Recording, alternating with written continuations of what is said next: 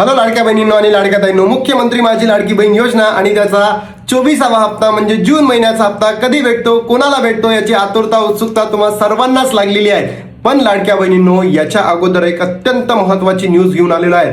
लाडक्या बहिणींनो, या पावसाळी अधिवेशनामध्ये जो आपला जो हप्ता होता 1500 वरून 2100 रुपये होणार आहे का, याबद्दलचं जे डिस्कशन आहे ते सुरू आहे।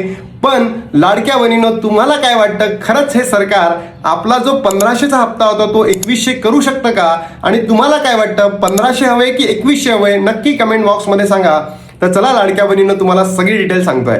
काय झालेलं आहे लाडक्या बहिणींनो, सरकारने प्रॉमिस केलं होतं 2 वर्षापासून की योग्य वेळ आली तर तुम्हाला काय करणार आहे, मी 2100 रुपये देणार आहे। पण अजूनही दिले का? 2 वर्ष आटपून गेले आहेत पण सरकारने दिलेले नाही आहेत। आणि याच्यामध्ये लाडक्या बहिणींची संख्या 82 लाखांनी कमी झालेली आहे। म्हणजे आता ज्या पात्र बहिणी आहेत त्यांना 2100 रुपये द्यायचं आहे का, तर सरकारने हे इथे द्यायला हवं। पण मला असं पर्सनली फील होतं की आपल्या महाराष्ट्रामध्ये हे देणं पॉसिबल नाही आहे की 1500 वरून डायरेक्ट 2100 करणं। तर सरकारने 250 रुपये काय करायला पाहिजे, त्याच्यामध्ये इन्क्रीमेंट करायला पाहिजे। म्हणजे या 2 वर्षानंतर जुलै महिन्यापासून सरकारने 1750 रुपये द्यायला पाहिजे लाडक्या बहिणींना, आणि नंतर हळूहळू लाडक्या बहिणींचा जो हप्ता आहे तो वाढवायला पाहिजे असं मला वाटतं। तर तुम्ही नक्की कमेंट बॉक्समध्ये सांगा तुम्हाला काय वाटतं लाडक्या बहिणींनो, खरंच आपले 1500 वरून 1750 करायला पाहिजे की 2100 करायला पाहिजे?